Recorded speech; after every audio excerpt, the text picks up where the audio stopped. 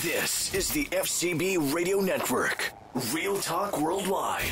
Online at fcbradio.com. Hey, everybody. Welcome to another edition of Just Listen to Yourself with Kira Davis. Happy New Year. Is it, though? This is the podcast where we take talking points on hot button issues and we discuss those talking points and we draw them out to their logical conclusion. Because I believe when we take the time to think about what we're actually saying, to listen to ourselves, sometimes it can turn out that we're not saying exactly what we think we are. This is an exercise in persuasion. This is an exercise in critical thinking. And more, this is becoming an exercise in tolerance. And I'll tell you guys, I've been struggling with how to, well, first of all, with what to do with the next episode. I realized that I haven't recorded since Christmas and a lot has been going on. I obviously, like the rest of you, the holidays have taken up some time, and then I do not need to repeat what we've been dealing with at the Capitol and in regards to this transition to a Biden administration. Everything's crazy right now. So I've been struggling with, I had a whole different subject on the board to talk to you about, but it doesn't seem relevant right now. It seems like this is something that they need to talk about, but I've already talked about censorship on this platform a couple of times in a couple of different ways. I think I have one on censorship. I have one on Twitter and Twitter's censorship before the election. And maybe before you dive into this podcast, maybe you want to listen to that because it's actually a little prescient now, I believe. And I've done one on tolerance, which really is about censorship in a way. And the tolerance episode is one of the ones I'm most proud of. It's an earlier episode, so it doesn't have the same popularity as some of my later episodes do. But I think it's episode 10. So if you want to go back and listen to that in preparation for what we're going to talk about today, that's probably going to be helpful too. Kira, what are we talking about today? What are you saying? What are you going on and on about? Today, we're talking about the massive moves in the last 4 to 5 days from big tech to censor certain sites in the fear that allowing certain people to characterize what happened at the Capitol as one way or another, or as this or that they are inciting violence. And so that's the explanation that big tech like Twitter and Facebook are using. I do not think this is the right approach. It's scaring the hell out of me. And I'm going to explain to you why I think that this is dangerous for all of us. All of us. Now, I am a conservative. If you've listened to this show before, it's not a secret. It shall not remain a secret. I do not wish to keep it a secret. I don't want to pretend that I am so open-minded that I have no concrete thoughts of my own or beliefs of my own. I am a conservative. So as you go into this podcast, just know that. That's the angle I'm coming from. You're never going to come to JLTY and hear me pretend that I am just 100% objective. And it's the rest of you. It's the rest of you that don't know how to think freely. I'm the only one who can see both sides. I'm the only one who can both sides it. Now, I fully recognize what my biases are. I actually think that's fine when it comes to the media that you choose. I think the danger in deciding that some outlets, let's say MSNBC or CNN, are just news outlets and have no bias. I think there's a danger in that, because then you don't know that the information you're getting is skewed or not complete. If you go to a right-wing site, you're going to get right-wing news, right? So at the very least, in your mind, you can decide, well, do I want to fill the holes in that are obviously being missed in this report? Or I just don't care. This confirms my bias and I'm going to go with it. I think it's the same way. If you want to watch CNN all day long and that's your chosen channel, great. Like, more power to you. The problem is not in you choosing that as your media source. The problem is in you believing that that is an objective media source. I think there's just as much power in knowing that your source is biased as there is in getting information from both sides of the fence. That's my opinion. And I'm sticking to it. Sometimes, if you can turn off the noise, you'll realize that most of America is living at peace most of the time. Most of y'all are living with your neighbors just fine. Some of y'all are listening to this podcast on the way back from the grocery store or the laundromat or the dry cleaners, wherever you've been, and you've interacted with 100 people today, and not one of them, you didn't know not one of them what their opinion was on Donald Trump or the elections or riots or Black Lives Matter or racism or whether or not raisins belong in potato salad. They don't, by the way. I'll die on that hill, but I've been having a little discussion about that on Twitter. a lot of white folks like to put the raisins in the potato salad, and I'll just never get it. But that being said, you've interacted with all these people and not known how they voted or anything about them, and it's been just fine. It's been just fine. And that's what I'm trying to tell people, that your day-to-day interactions with people are not indicative of what the media is telling you you're supposed to be feeling. Go with what you see in front of your eyes and not necessarily what the pundits are telling you you should feel. And I say this as someone whose job is a pundit. So we've been seeing Twitter and Facebook. Already they were coming down hard. Like New York Post ran that Hunter Biden story, and then they got censored on Twitter. Twitter banned their account. Oh, funny enough, after the election, CNN started reporting that Hunter Biden is under investigation. The fact that there's a lot of people that don't have a problem with that or don't think that's a problem or are pretending it didn't happen, that worries me, and it was already worrying me. But now what I'm seeing is these big tech coming down hard on people, simply not just the people who are like directly inciting violence and saying, yeah, let's storm the Capitol and burn it all down, but like censoring people who claim to support Trump or who are conservative. They're really censoring just conservatism. So even on my website this week, I've never once advocated violence, ever.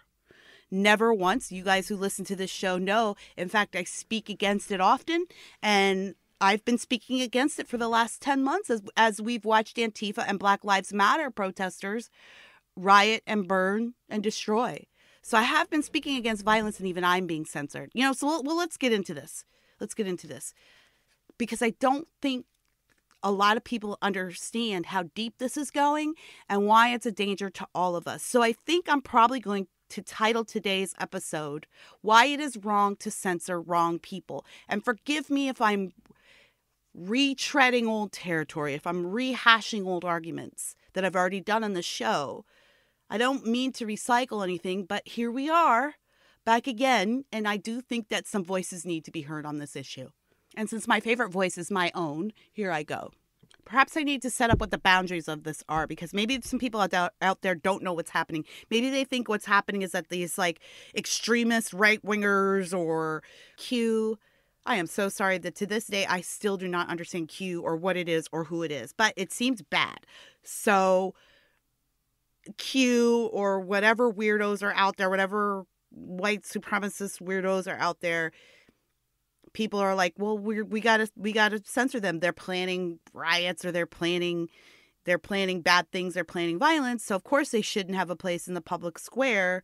And that might be all well and good, but that's actually not what's happening. So even people like me are getting censored, shadow banned, my reach. It took me 10 years to build up 55,000 followers on Twitter, which isn't even that much for a blue check. And overnight, I lost 6,000. And that's not happening to liberal accounts, right?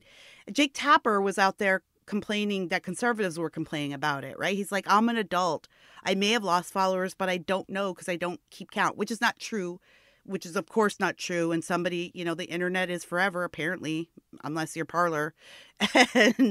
And somebody went back and dug into his tweets, and sure enough, there he is, like, being really excited about getting to 100,000 followers or 200,000. But Jake is being disingenuous. He knows that it's not about popularity, it's about reach. I don't care about having a certain number of followers other than it indicates a reach for me, which is not only important for my brand and my business, but it's important for the truth. And what I feel is the truth that is coming out of my mouth. Ron Paul and Rand Paul both had their Facebook pages censored this week. for nothing. They didn't even know what they did. Facebook hasn't even told us. Where I work at Red State, we've had our Facebook page censored just willy-nilly. We weren't told right away, and then they didn't like the language in one of our articles, and so they said, we're just censoring you. And I think Rand Paul and Ron Paul were the ones that really surprised me, because they're libertarians. They're not even conservatives.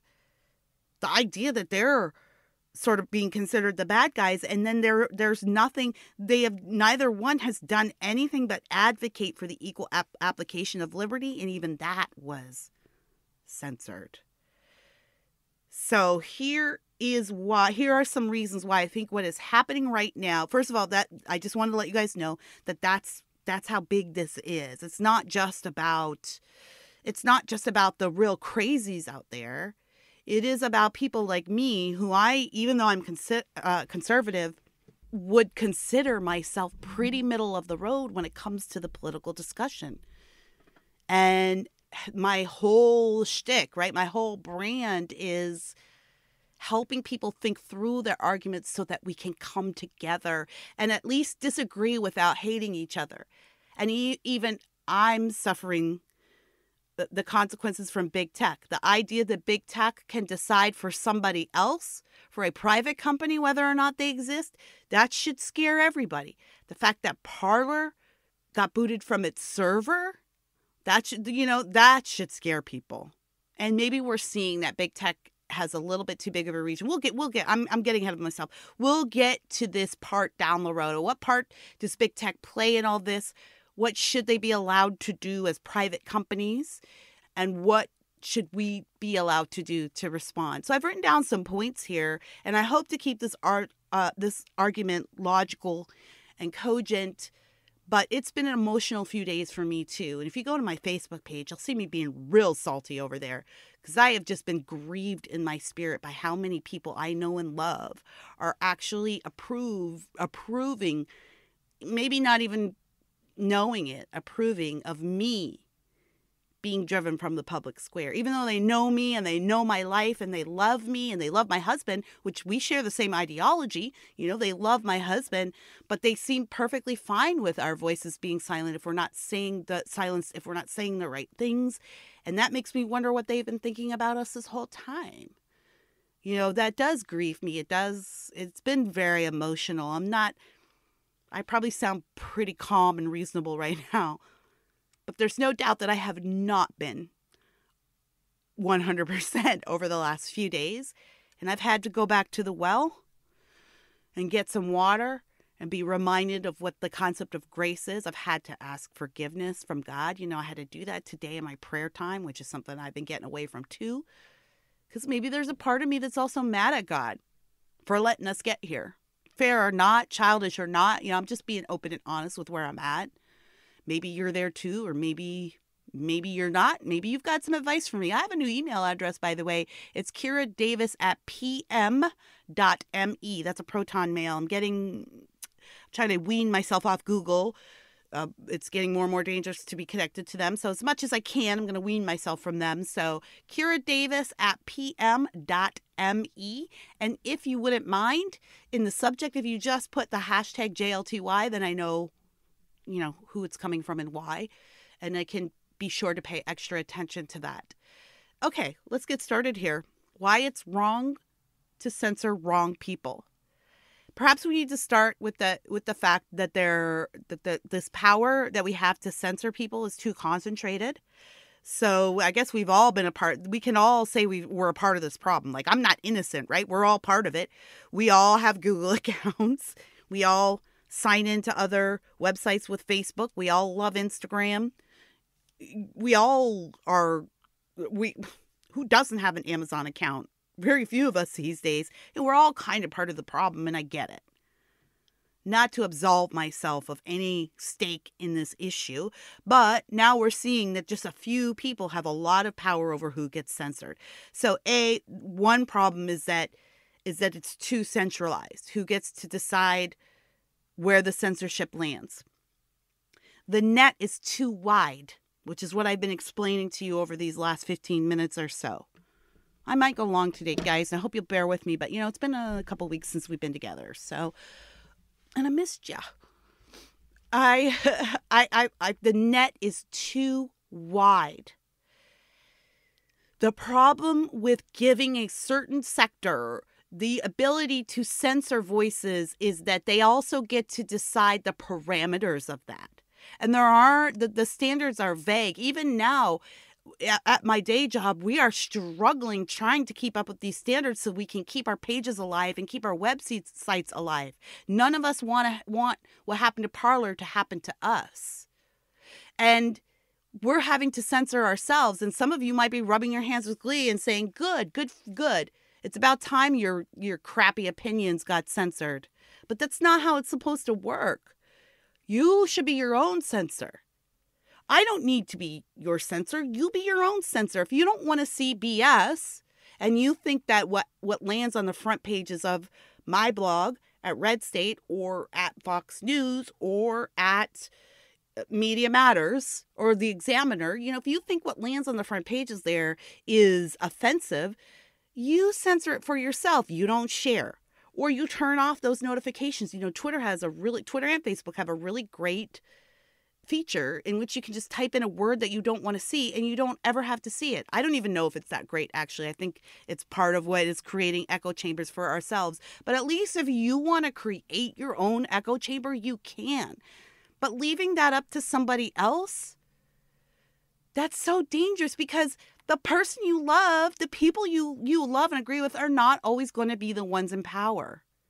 So you need to set up the rules now to apply equally so that then if and when that power shift happens, you are protected too. It's not just about me and what I believe, but what about you and what you believe? I was on Twitter yesterday, God, these days, everything. What is Monday anymore? I don't know. I was on Twitter and I had a little viral tweet that said, I think the left is trying to memory hole the fact that 75 million people did vote for Donald Trump.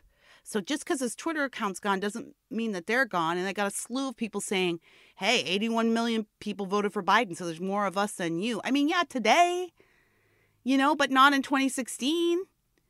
Not in 2000, not in 2004. Do you know what I'm saying? Like, it's just so, it scares me how naive people are about the shifting notions of Americans. And I think that can lead to angst and anxiety and even violence if we're not willing to understand that the tide turns all the time.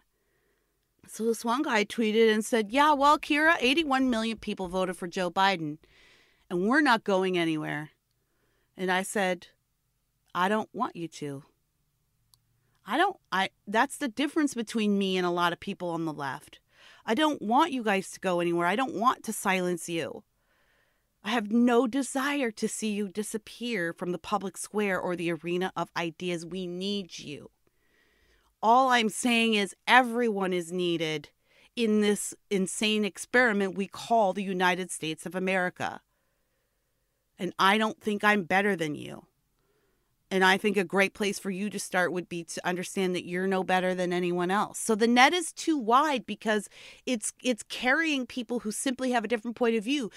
The point we're getting to now, at least when I look on Twitter, is that if you are conservative, you owe an apology for that. If you are simply conservative, it doesn't matter if you were out there inciting violence or not, if you were out there supporting it or not, if you were on Twitter saying, hey, yo, this is crazy, arrest those people and get them the hell out of our Capitol building. It didn't matter. The fact that you were conservative and maybe even somebody who voted for Trump, that makes you guilty, period. You're the problem because you did. I had a friend on Facebook I don't argue with my friends on anymore, but I'm doing a lot more lecturing on Facebook because I'm going to get off there soon. So before I was like really sparing my family and friends my opinions because I post that to my public pages. But I realized that they were assuming that I didn't have opinions about these things, and I do.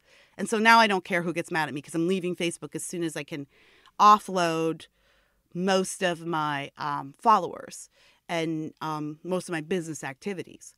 So in the meantime, I'm just preaching. I'm doing that. I'm just posting whatever. And I had a friend who was arguing with another friend. And my friend, the one friend was saying the same thing I'm saying. Hey, you can't paint everybody with this brush. And my liberal friend was saying, well, you should have done more to control the extremists. If you're a Trump supporter, you should have done more to control the extremists. It is not up to me to decide how other people take information and process it. It is not up to me to police anybody. This is a progressive impulse to police people into doing the right thing. That is not, it's unconstitutional, first of all. What do I always say about the downside of freedom? The downside of freedom is that people get to choose to do the right thing, and they also get to choose to do the bad thing, the wrong thing. I have enough going on. It's not my job to wrangle every person who thinks differently than me and punish them into thinking like me. Whether you're a progressive, whether you're MAGA, whether you're Q, or whether you're some fringe weirdo who thinks storming the Capitol is a good idea. That's not my responsibility. And if we want to play this game, if you want to set up that rule, then maybe you need to take a real close look at who you're standing next to.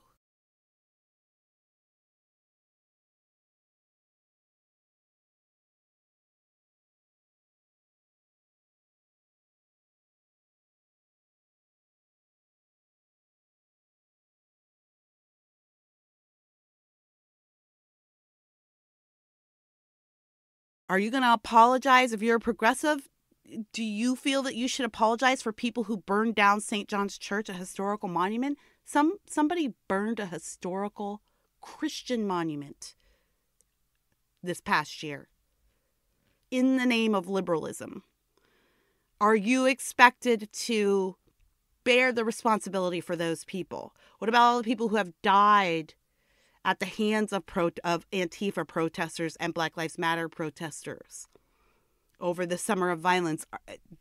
Is it right for me to expect you to bear the responsibility because you didn't come down hard on them enough, or you weren't paying enough attention to them, or whatever? I've got a name for y'all. Steve Scalise. Steve Scalise is a congressman and representative from Louisiana. In 2017, he was shot. Someone attempted to murder him, a self-proclaimed progressive liberal, attempted to murder him at a congressional baseball game because he felt that the Republicans trying to repeal Obamacare was a danger to all of America, and he wanted to seek revenge. He wanted to stand up for the little guy, and so he actually tried to murder a sitting congressman and almost succeeded. Should I censor your Facebook page because you're a liberal who believes Obamacare is a good thing? If you believe that Obamacare is a good thing and you believed that Republicans were horrible and maybe even evil for trying to repeal it, do you have responsibility for the congressional baseball shooter? Is he somebody that you should be responsible for, that you should apologize for, that you should censor now all of your opinions because everything that you've said about Obamacare emboldened him to go do this? You're going to have to take a good look at who you're standing next to if you're going to condemn people by who they're standing next to when you don't even know anything about their association. The net is too wide. This also makes one side the arbiter of truth. This is the other thing I'm always telling you guys, right? Across the spectrum. I don't care about your ideology at this point. In America, politics are cyclical. And one party will rule, and then another party will rule. And the only way to make sure that you're not squashed by whichever party is in power is to follow the Constitution when it comes to how your human rights are applied. If one side gets to be the arbiter of what's true, that skews the whole conversation. So while I'm sitting here, so there are a lot of people who are like, look, well, we're not going, Kira, I hear everything you're saying. I get it. But if people are inciting violence, Kira, you can't yell fire in a crowded theater. If people are inciting violence, that's dangerous. And doesn't big tech or doesn't your place of work or whoever have the right to censor that hateful speech when it pops up. The problem with that is that what constitutes hateful speech is extremely subjective. So you listening to the sound of my voice right now might be saying, I'm only saying censor the people who are saying, let's go kill people at the Capitol. That's all I'm saying. But that's not the net that's being cast by big tech. There are other people who say, like Jake Tapper today on Twitter all over, who say just by virtue of you being a conservative and a Trump voter, that you are the problem. That just by virtue of having a different view of electoral politics, of taxes, of abortion, whatever, that incites it because your ideology invites other people to to take that to an extreme, or your ideology is where these extremists are housed on the fringes. The left has terrible fringes, and we've been their victims all summer. This past summer and all year, really. You see, like, there's both sides. There's two sides to that story. And either way, if I'm a right-wing politician or a left-wing politician, I think it's extremely dangerous to cast that net so wide that now how anybody thinks about conservative versus liberal, that's the danger. That I'm just dangerous just for having a conservative point of view. You cannot. This is why the Constitution is so important, because it lays out our rights as humans, and so it makes it so we don't get to be the arbiters of truth. We get to have our opinions, and we get to say our opinions. We get to express our opinions, and then we get to decide for ourselves what we do and do not want to believe or see or hear. It has to work that way. There is only that's why we have a creator in the Constitution. That's why the Constitution recognizes a creator. There can only be one arbiter of truth. If you're going to make that arbiter a man or an institution of man, then that person is subject to all of the flaws and fallibilities of human nature. If you make it a creator that has one standard, one truth, then that's where that's where the arbitration of the truth lies. And the rest is just how we apply our human rights to express that truth.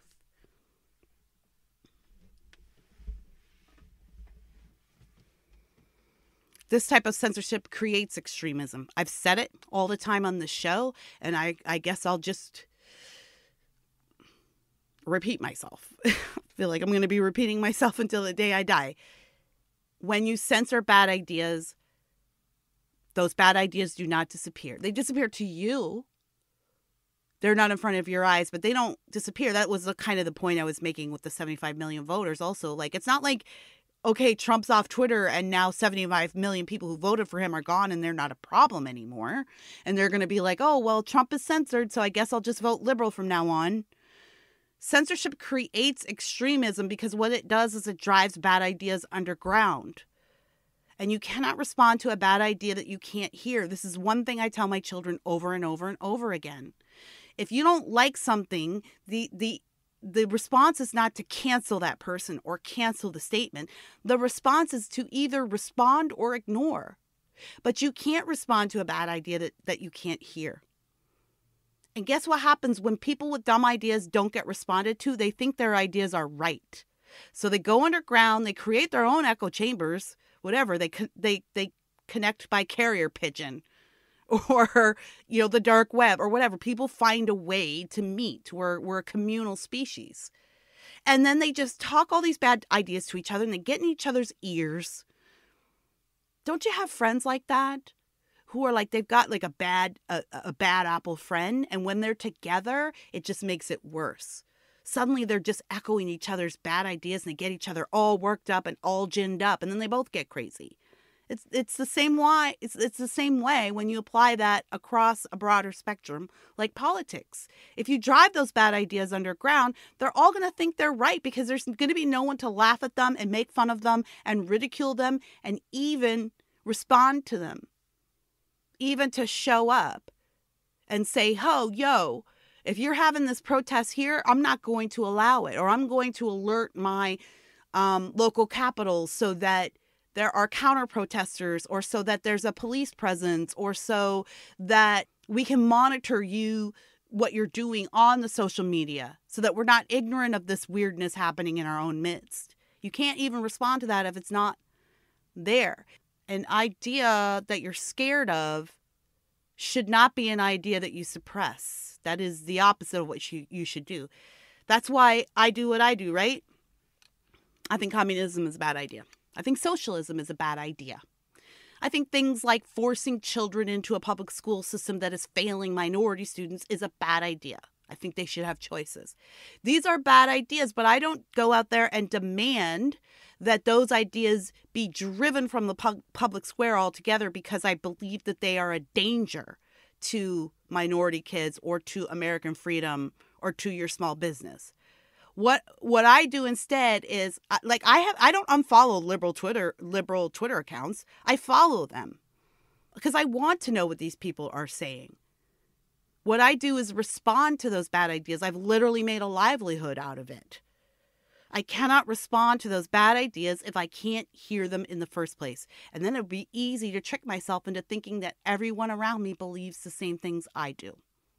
And that's when you get a situation like 2016 where you couldn't believe that all these people voted for Donald Trump. Oh my gosh, what happened? Hillary was a shoo-in. We were guaranteed that she was supposed to win. That's because so many people created these bubbles for themselves. And the algorithms of Facebook and Twitter and social media helped them block out opposing opinions that they truly believed that they were in the majority.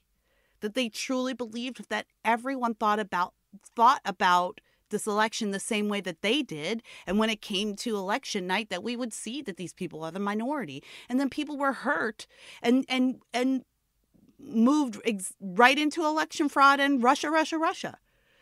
Because it was the only way for them to explain what had happened. Because they had created bubbles and echo chambers that had prevented the bad ideas, or at least what they considered to be bad ideas, coming through so that they could respond. So pushing bad ideas, whether or not I agree with you about what the bad ideas are, whether or not we agree about that's a subjective thing, and that's up to you, what you think the bad ideas are. I realize that our definition of a bad idea could be very different. That's not my point. The point is that when you push what you think is a bad idea underground, it only festers. It only rots, mold spreads. And that's when you get dangerous people. It is wrong to censor wrong people or who you believe are wrong people because it creates panic and it makes extreme actions acceptable. So this has been my plea. This is what I've been begging everybody to consider the whole time I've been doing JLTY. This is all I keep saying. It's so dangerous to look at the, quote, other side as evil. It's so dangerous to compare people who see politics differently than you to Hitler, who is objectively one of the worst human beings to ever walk this planet. Not the only, but one of. And certainly he's the most recent example we have of pure evil personified. When you place that label on another person, you justify whatever action against that person. Right? So it's okay for the last 4 years, there's just been video after video of a kid wearing a red MAGA hat out and being having his drink thrown in his face, and a grown man assaulting a teenage boy because he has a MAGA hat on. Or people assaulting other people because they have a Trump shirt on. It's not that those people, I believe that those people who feel free to beat up Trump supporters in the public square, it's not that they think that they're endorsing violence. They don't believe that. I bet they would not like that if someone did that to their own family member, but they're not thinking that way. What they're thinking is that they're a crusader for the truth. If all you do is watched CNN for 2 hours the other day, and it was oh my gosh, if this was the only thing I ever saw, I'd be terrified. If this is all I knew about what was happening in America and who conservatives were, I'd be terrified. Because the coverage is so apocalyptic and so skewed that there's no comfort to be had in reason, because there's no reason, there's only perspective on CNN. And so I believe that people like that, like, they're not bad people. It's not that they're horrible people. It's not that they're evil. They truly believe that because these people, these MAGA people, Trump supporters, conservatives, Bush supporters, whoever the other person is, whoever that other is, they have been told for so long that these people are literally Hitler. They believe what they're doing is absolutely justified. That guy that shot Representative Scalise, he felt absolutely justified. He was panicked because the news told him that these people, that if these people repealed Obamacare, that would be the end of health care for poor people, that would be the end of care at all for poor people, that the rich would be left to have their way. And he couldn't abide by it. And he thought that the only way to win was to destroy. You cannot keep describing the beliefs of other people as pure evil. You cannot keep describing other people as pure evil, certainly not because of who they cast a vote for in one election. I don't care what you think of that president. You cannot, because if you do, you make any actions against them justifiable. So what's happening now is that the censorship gods at Big Tech are censoring not only middle-of-the-road people like me, but extremists, and there's an argument to be made that they're justified to do that. But what they're doing is they're giving those extremists cause to be more extreme. They're panicking them. And when you're panicked, and when you are told that, like, this is do or die time, this is civil war, people are going to feel justified in any reaction because they feel that they are at war. This is the argument that was made to us in 2000 in 2001 after 9/11. I mean, immediately there was a pundit class that came out after the attacks. There was immediately a pundit class that came out and said, well, we asked for this. See, when we describe Middle Eastern terrorists as terrorists, when we describe Muslim fanatics as terrorists, we drive them to do worse things. Because now we're making them feel like they're at war, and so they're going to treat us like they're at war. This is the same argument it's the same argument that I'm making here. I'm using your logic, and it's the same logic. You can't treat other people like they're the enemy all the time and then not expect them to act like the enemy all the time. We're creating extremism by censoring, and we certainly are creating more extremists by censoring people who are actually probably pretty moderate and middle of the road and could be roped into a logical conversation about all of this, but now feel so marginalized they have no other choice but to join the fringes. This is a dangerous game. This is such a dangerous game. I am begging everybody. I do not ask that you agree with me. I do not ask that you see what happened at the Capitol the same way as anybody else, or that you kind of excuse. I'm not asking any of that. I am simply begging you to retract that net. It's too wide, and it's creating scared people. And when people make decisions out of fear, they make bad decisions.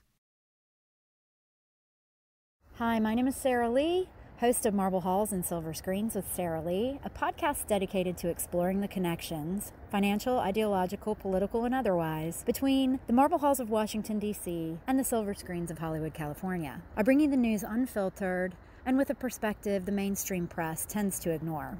So I do hope you'll check it out and enjoy the show. Download Marble Halls and Silver Screens with Sarah Lee at Apple Podcasts, iHeartRadio, or wherever you get your podcasts today. I'm seeing a lot of progressives and liberals on Twitter today calling for unity. Biden himself, I mean, every president does that after, now we're going to unify. I mean, that's just the typical diplomatic speech, whether or not they really mean it. But there are a lot of liberals out there who, now that Trump is for sure gone, are saying, okay, well, now we need unity. Jimmy Kimmel, not Fallon, Kimmel had a fun tweet today. He said, we do need to heal, but first we've got to remove some cancerous tumors. It's like, how do you create The unity that he's asking for means just like eliminating one side of the conversation. That's hardly unity. That's just murdering one side of the conversation. This is murdering one point of view. It's like super easy. This all falls under my episode on tolerance, right? Like, it's super easy to unify with people that you already agree with. That costs you nothing. So censoring people from expressing their opinions, even their wrong opinions, it doesn't create unity. What it does is it creates the need for safe spaces, which is just another term for echo chambers. It drives people to their corners. This is one of the reasons why a lot of conservatives will tell me, get off Twitter. It's time we just abandon them. We shouldn't give them the power of our usage, right? I do have a locals page. I have a community page. It's davisnation.locals.com. You can go there, and that is, quote, a safe space. But to a certain extent, absolutely it is an echo chamber. I mean, liberals are welcome. You'll be challenged in there, intellectually speaking, but liberals are welcome. But liberals aren't going to go pay to find content from me. I get that. I have a lot of like-minded people in there, and it is a bit of an echo chamber, not to say that that's always a bad thing, because it's our safe place to be, right? It's our safe space. But I'm naive to believe that we're just not kind of all echoing. We disagree on the particulars and nuances of some things, but we have a greater ideological affinity. So there's that. Like, I create that, but I don't want to live in an echo chamber. I don't want to get kicked off Facebook. I don't want to get kicked off Twitter. There are some people who are proud of that they feel proud of being blocked by blue checks. Some people put it in their bios, which is so weird. Blocked by Anderson Cooper, blocked by Jake Tapper, blocked by Kathy Griffin. It's a sign of respect for some people. I don't find that to be something I would envy or something you should be proud of. I don't want to live in an echo chamber. I want to be in the arena of ideas. I want to persuade. I want to tell people why I think I'm right. And then I want to hear why they think they're right. And then I want to decide for myself if I want to move closer to their opinion or if I just want to say, nah, I'm happy where I am. I want to make that choice. I can't do it if I can't see other people's opinions. So no, I'm not leaving Twitter for whatever. I mean, not exclusively. I've actually been setting up alternative media accounts all over the place now because I'm scared. I have worked for 10 years to be a voice of reason and logic. And yes, on the conservative side, but also one that would welcome people who disagree with me. And I have worked for 10 years to be a person that somebody could say, hey, I disagree with Kira, but she surprises me with her reason and logic. I didn't attribute this to conservatives, which I don't think is fair, but I understand the society we live in now. Like, I'm not ignorant of where you're getting all your information from and how it's affecting how you view all conservatives. I have liberal friends who love me and will let me talk about my politics with them. But to them, I'm the exception, right? It doesn't follow that there might be 70 million other people like me. It doesn't follow. They just think I'm the exception and perhaps rather insultingly think that I just don't understand that I'm being used by the right. That I just don't have the perspective to get that. I'm smart enough to know when I'm being used, and I'm smart enough to know how I feel. And I'll say this again till the cows come home. I'm not a conservative because of other conservatives, never have been. I'm a conservative because I believe in the principles of a constitutional republic, a creator who has endowed us with our human rights that cannot be taken away by government, because I believe in lower taxes. I believe in school choice. I believe in the value of life in the womb from conception. And I believe that all of these principles, the principle of a family, God, and patriotism, are the quickest way to success for the Black community specifically and all Americans generally.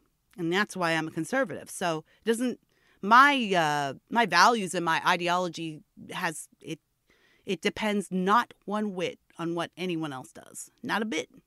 I have no one to defend.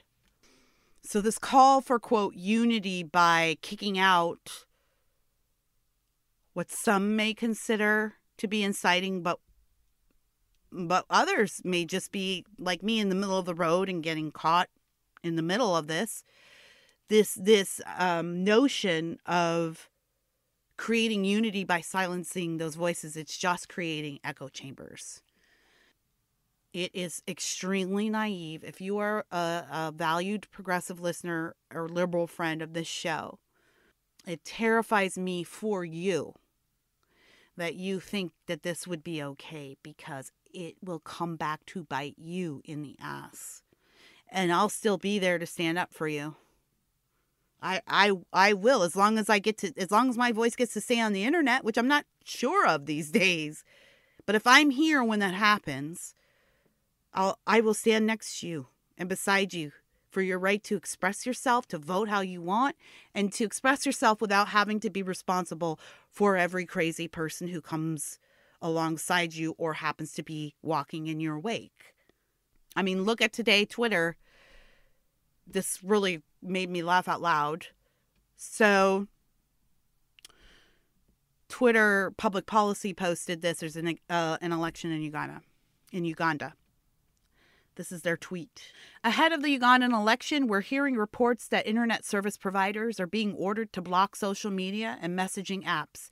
We strongly condemn internet shutdowns.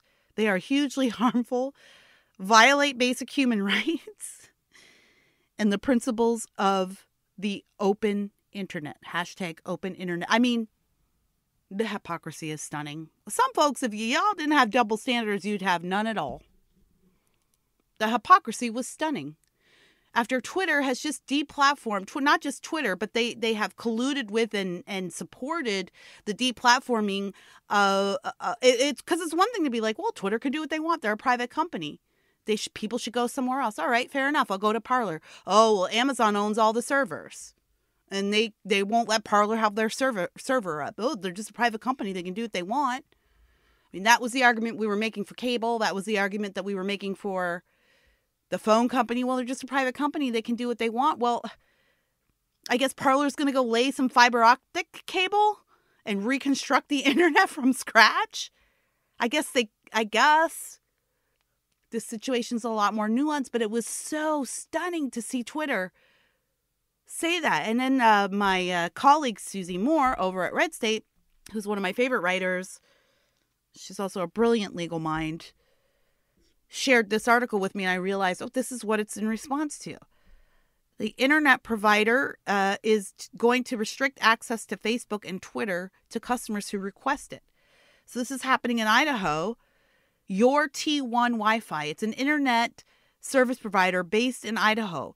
It will implement firewalls that restrict access to Facebook and Twitter at its customers' requests. The provider notified patrons of the new options in an email sent over the weekend. Although customers received an initial message that indicated they would need to opt out of firewalls to continue accessing both social media networking sites, JLTY later clarified that only those who prefer restrictions will see the changes. The internet provider said that all customers will be filtered into two separate lists, one that signals their interest in firewalls and another that denotes regular coverage.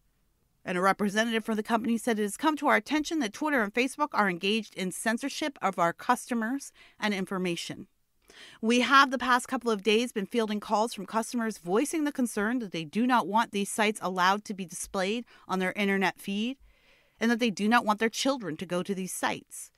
They could do this themselves, but some do not have the technical knowledge to do so, and it would be very tiresome for us to do it for them, and it would be expensive to visit each customer that wants this done. So what they're saying is that this policy is designed to make it as easy as possible for people to block Facebook and Twitter. Now Twitter's like, hey, we believe in an open internet. We don't believe in censoring, right? Do you see how that can swing? Now this is not even a problem that comes up if this all gets equally applied. And this is my final part here. This is my final point. If you disagree with me and you've made it this far, then you've probably been shouting into your device at the top of your lungs, Kira, what about people who incite violence? You have to have some standards, or the crazy people will be yelling fire in a theater and people will get hurt and killed. What about those people, Kira? I am not saying that community standards for a social media platform should not exist.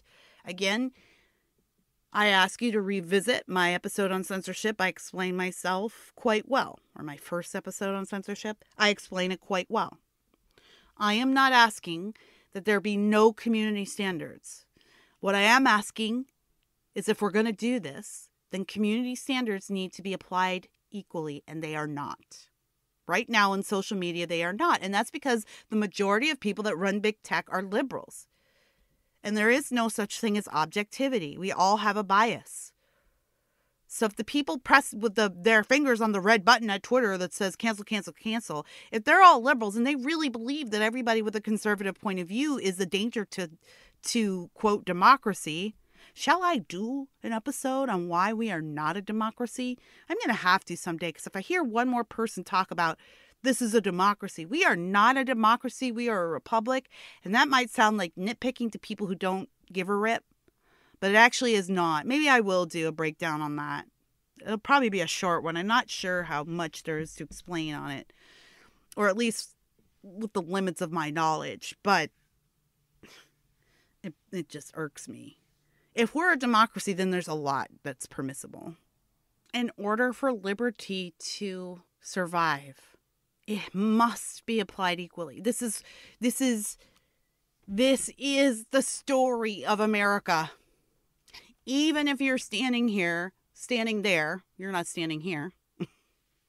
If you are, that's creepy. Even if you're standing there shouting at me going, Kira, slavery, Jim Crow.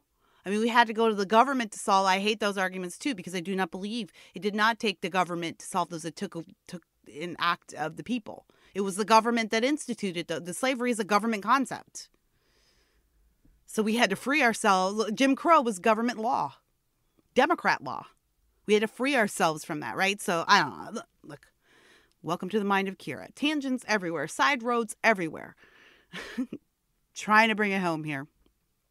My point is that the reason why slavery was allowed to thrive for so long as such an evil is because the people who were in charge in the United States were allowed to apply the concept of freedom unequally, even though right there in the Constitution it said all men are created equal. See, we never needed to be added to the Constitution. We had to have an amendment to outlaw slavery so that it would never happen again.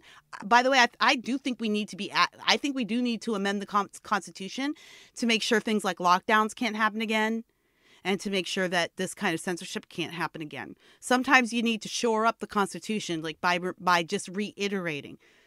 But it's right there. It's right there. And all men are created equal. All men are created equal. It's right there, plain as day to see. And yet it was not being applied equally. And the cost was brutal. And it was the same thing when it came to women's suffrage, and it was the same thing when it came to Jim Crow. And it's been the same thing when we've been talking about civil rights throughout American history. We are talking about liberty not being applied equally. I am not asking that people just forget community standards and do whatever willy-nilly on their own private platforms and let them turn into weirdo bitch fests. What I am saying is that you take these things and you apply them equally. And I think if you're progressive or liberal and you're standing from your side, because it's your side that's in control of all of big tech and blah, blah, blah, it can look like these things are being applied equally, but I assure you that they are not. And you can't excuse it as, but yeah, that's just, we're right and you're wrong. And that's where the problem is, right? How do you know? Who gets to be the arbiter of truth on this? My husband and I are no strangers to marriage counseling over 22 years. I think if you have a healthy marriage, you probably are like us. And you've sought advice and guidance from outside parties from time to time to deal with issues. Why do you need that? If I know I'm right in this situation, I know I'm seeing the situation right. My husband does not put the toilet paper back on the roll. He does not refill the toilet paper roll. And I know I'm right because I'm having to do it all the time. That is the truth. And he thinks from his point of view that he has the truth. He's saying, oh, no, I do. You just never see it when I do it. You're not watching me when I put the roll back. You're not paying attention. You never give me credit for doing it. I do. That's his truth. Which truth is the truth? Who gets to be the arbiter of who's the better toilet paper refiller?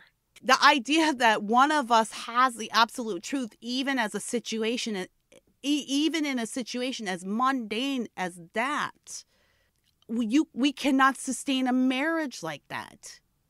One of us is not allowed to be the arbiter of what is true and what is not in this marriage. It doesn't work that way. Sometimes one of us is right and one of us is wrong.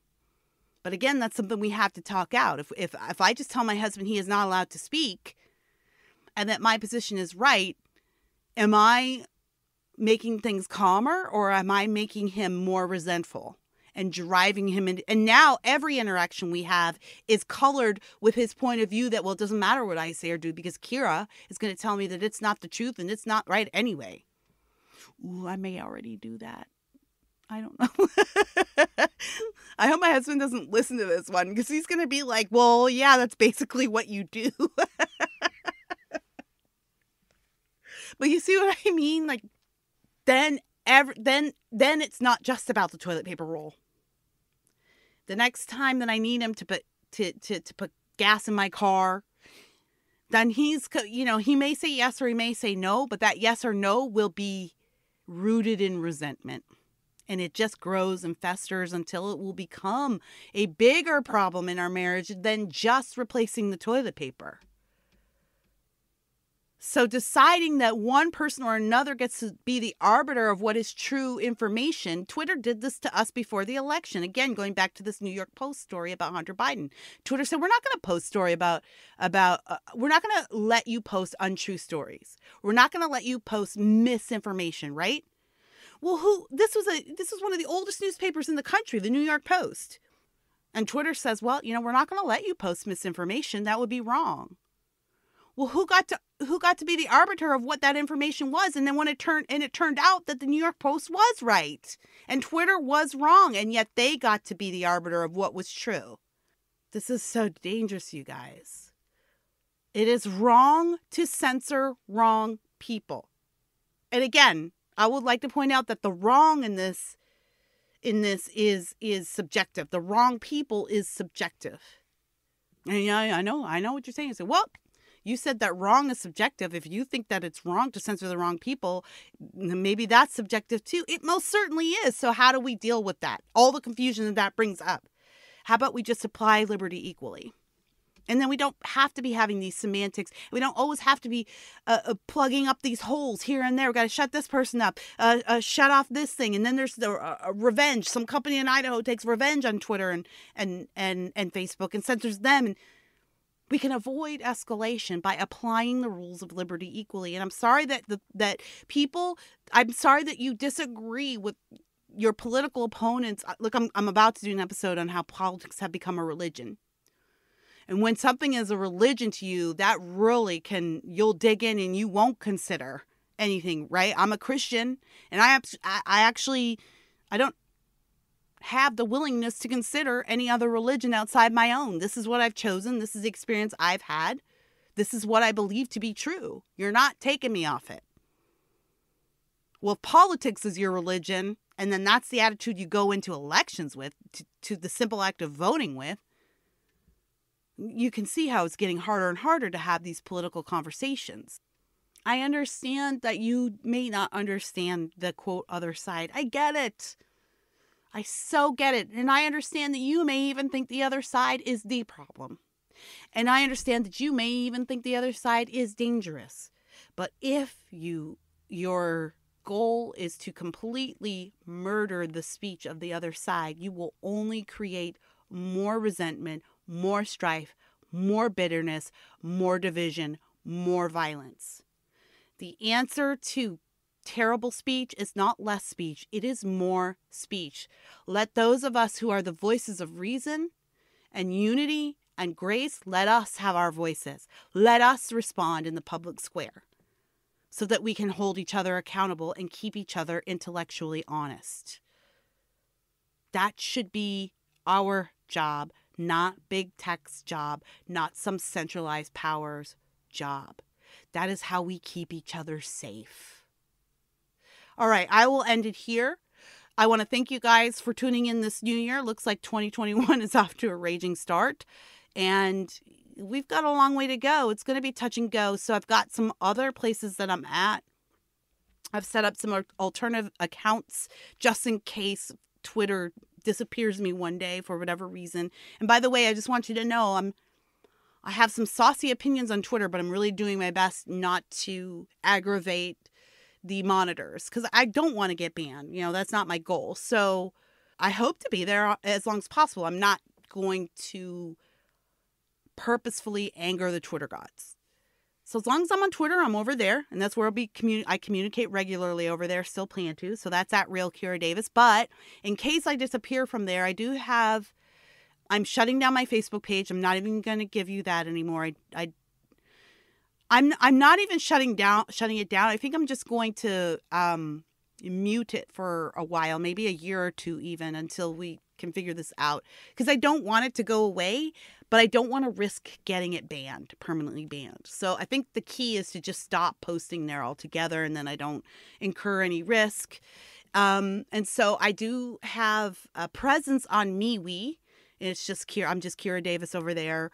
You can find me, but I'm not doing much over there yet. But I plan to be setting up some pages. I'm going to be setting up an email list pretty soon too, so that in case all of that crumbles, you can find my writing and stuff other places. Like on Facebook, Red State's page has already been censored, and we're stressing about that because that's the livelihoods of a lot of writers who are just moms and dads. Just regular people. They're not hateful people. They're not inciting violence, and they don't agree with violence. It's just regular people writing about regular stuff from a conservative point of view. And they're losing big chunks of their livelihood because of this type of censorship. So maybe one day you won't even be able to see my stuff over there. So I'd like at least a place where you can sign up and then you can get my newsletter or whatever. And I have a channel on rumble.com. that I plan to be using more and more. Again, I'm just setting these up. So don't go and think it's going to be populated with all kinds of stuff. But if you just want to make sure that you don't lose track of me in case I get banned, these are places you can go to find me. And then the other Parler, hopefully they'll find a way to work around this bullying and they'll be able to get their site back up. So on Parler, if they ever come up, I'm just Kira Davis. I am not on Gab. I don't like Gab. There's Gab.ai or whatever. I don't like it. If you go back and listen to my censorship episode, I talk a little bit about what happens when you have no community standards. So I'm not over there. But if you want to go over there, I don't care. That's up to you. But of course, the best place to find me is at davisnation.locals.com. You go over there, you get access to me, you get bonus episodes of JLTY, you get conversation, we do Zoom chats. I'm setting up a book club, y'all. I figured it's time for us to start really being deliberate about arming ourselves with information as we move forward. So we're going to start a history book club. We've all been chatting. We decided we all need to know a little bit more about history so that we can be informed moving forward. So we're going to start that. I'm really excited about that. And other things coming up, of course. And then if you want to have a personal conversation with me, if you want to if you send me a message on Facebook, I'm not going to read it and I'm not going to respond. I have too many. But if you want to have a personal conversation with me, if you want to pick my brain personally without the distraction of other people, you can pay the fee. I think the standard is $25. So if you come in at a $25 rate, that gives you personal access to me in the messages. And messages over there do get answered. So you could do that if you're just dying to know what I think personally about a situation and you want to have my exclusive thoughts without having to share it with everybody else. It's something you could do. Otherwise, you come in at the regular rate, which I think right now is $5. It's definitely going up. If you lock it in now, it'll be, that's your price forever. Lock it in at $5. That's it forever. So it will be going up, but you come in $5 a month, see if you like it, see if you like the folks, see if you like what's going on. And that site is owned by Dave Rubin, and that site's not going anywhere so far as I know. That's the safest place to make sure that you're keeping up to date with what I'm doing on JLTY. davisnation.locals.com. What else do I need? Email me with your concerns, your opinions, agree, disagree. Email me at KiraDavis@pm, M as in Mary, .me. pm.me. KiraDavis@pm.me, and hashtag your in the subject line. Just make sure you put JLTY so that I can flag it right away and know that that's what the subject is about, and then I can go from there. All right, well, we've got a lot of work to do. We've got a lot of thinking to do. I'm not going to pretend that I have all the answers. I've been doing a lot of self-examination lately too. And the only way I know how to work through some of my questions is to work through it with you guys. So sometimes you can hear me thinking on this podcast, right? Sometimes you can hear me maybe even questioning my own arguments. A lot of this is therapy for me too. But I love thinking, and I love the arena of ideas, and I love to be challenged. And the only way to do this is to keep talking. So as long as the internet lets me have a voice, I will keep talking to you until we meet again, my good friends. Don't forget, every once in a while, just take a moment to stop and just listen to yourself. Peace. The FCB Radio Network. First class broadcasting worldwide.